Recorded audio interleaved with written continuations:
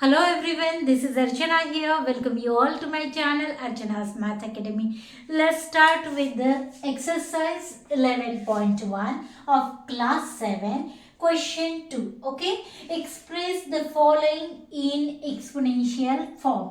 ठीक है, और आपको ये फर्स्ट सम दिया हुआ है. अब सबसे पहले आपको पता होना चाहिए कि एक्सपोनेंशियल फॉर्म क्या होता है.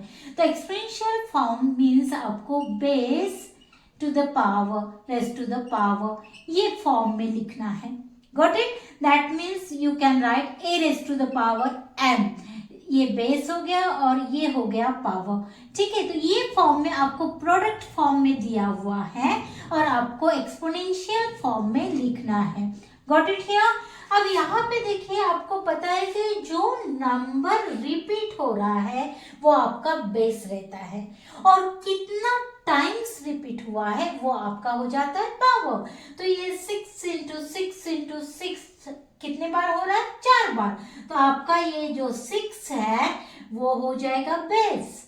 ठीक है, कितना बार रिपीट हो रहा है? 1 2 3 4 वो हो जाएगा आपका power. So 6 raise to the power 4 here you will get. Got it? Now next sum. यहाँ पे देखिए, कोई नंबर नहीं, यहाँ वेरिएबल दिया है. तो यहाँ पे t 2 बार रिपीट हो रहा है. जो भी वेरिएबल या नंबर दिया है वो आपका रिपीट जो हो रहा है वो आपका हो जाएगा बेस. तो यहाँ पे बेस क्या हो जाएगा आपका? t. ठीक है, कितना बार रिपीट हो रहा है? 2 बार. So power will be 2. So you got here t square. Now come here in third sum. देखिए यहाँ पे जो रिपीट हो रहा है वो वेरिएबल b दिया हुआ है. तो आपका बेस क्या हो जाएगा? b. अब कितना बार रिपीट हो रहा है? 1 2 3 4.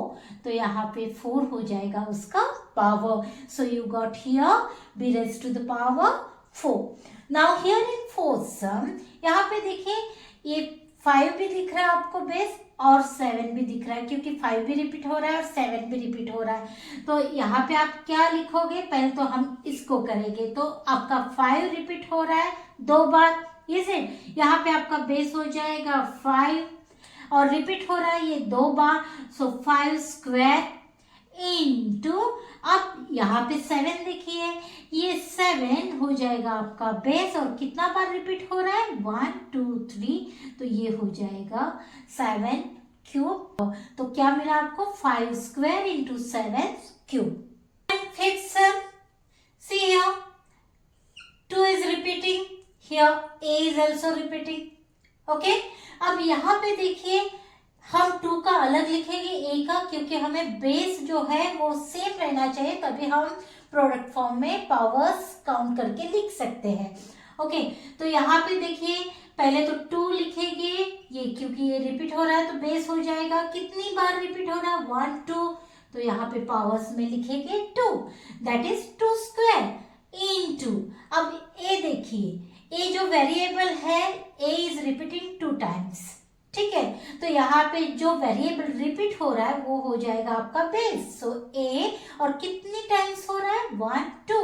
सो वो हो जाएगा आपका power. So you got here 2 square into a square. ठीक है, now come to the last sum. Here you see that a is repeating, then c and then d.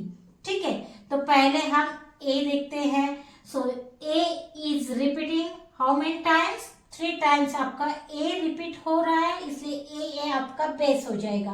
कितना टाइम्स हो रहा है? 3 टाइम्स. सो ये हो जाएगा power into c is repeating how many times? 1 2 3 4. तो c आपका रिपीट हो रहा है वो बेस हो जाएगा. कितनी बार रिपीट हो रहा है?